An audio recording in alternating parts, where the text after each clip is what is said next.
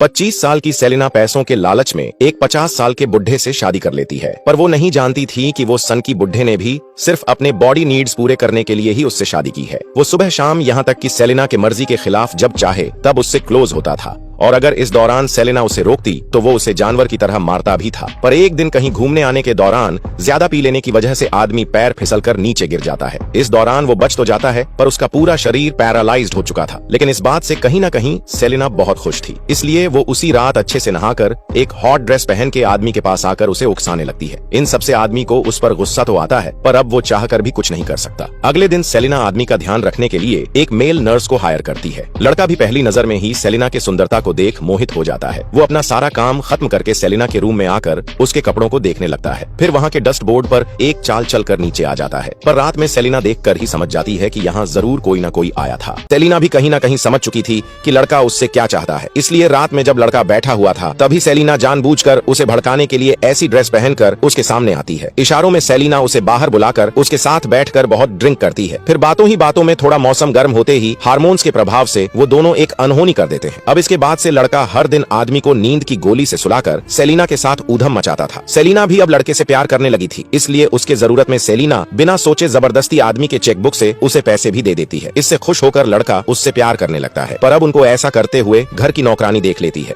एक दिन लड़का उसे दवाई देते वक्त आदमी उसके कॉलर पर सेलिना की एक बाल देख गुस्से में यह कर देता है। इससे गुस्सा होकर लड़का उसे कुछ करने ही जा रहा था कि उतने में ही वह खुद को रोक लेता है। फिर वह थोड़ा सोचकर वापस से आदमी के पास आकर उससे माफी मांगता है, पर अब इस घटना से आदमी बहुत डरा हुआ था। अगले दिन आदमी से मिलने के लिए उसका वकील आता है। आदमी बार बार उससे अपनी बीवी और लड़के की अफेयर के बारे में बोल रहा था, पर वह वकील कुछ भी नहीं समझता। अब क्योंकि उसकी भी नजर बहुत पहले से ही सेलिना पर थी, इसलिए वह उससे कहता है, क्या तुम अपने पति के प्रॉपर्टीज के बारे में बात करने के लिए मेरे घर आ सकती हो? सेलिना भी समझ जाती है कि वह भी उसका फायदा लेने के लिए ही उसे अपने घर बुला रहा है, इसलिए वह भी हाँ कह देती है। अब वहाँ से सेलिना आकर लड़के से उसे ठोकने के लिए कहता है, पर लड़का राजी नहीं होता।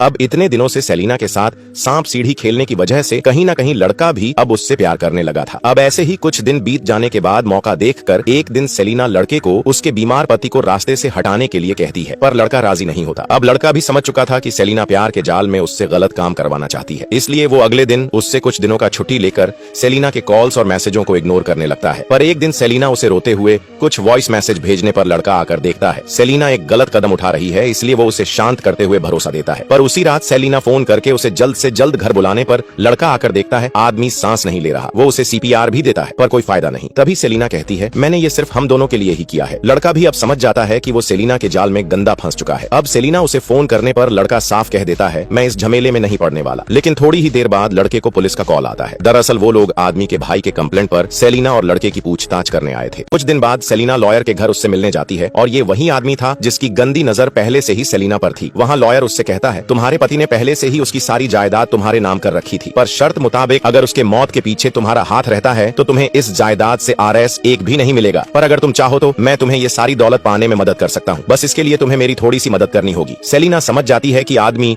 उससे क्या डिमांड कर रहा है, इसलिए वो कहती है, पर मैंने तो मेरे पति को मारा ही नहीं, और आइंदा अगर तुम मेरी कमजोरी का फायदा उठाने की कोशिश करोगे तो अंजाम बहुत बुरा होगा। उधर पुलिस के पूछताछ से परेशान होकर लड़का सेलिना से कहता है, मुझे इन सब में नहीं फंसना। पर यह कहकर लड़का जाते वक्त सेलिना उसे एक वीडियो भेजती है, जिसे देख लड़का दंग रह जाता है।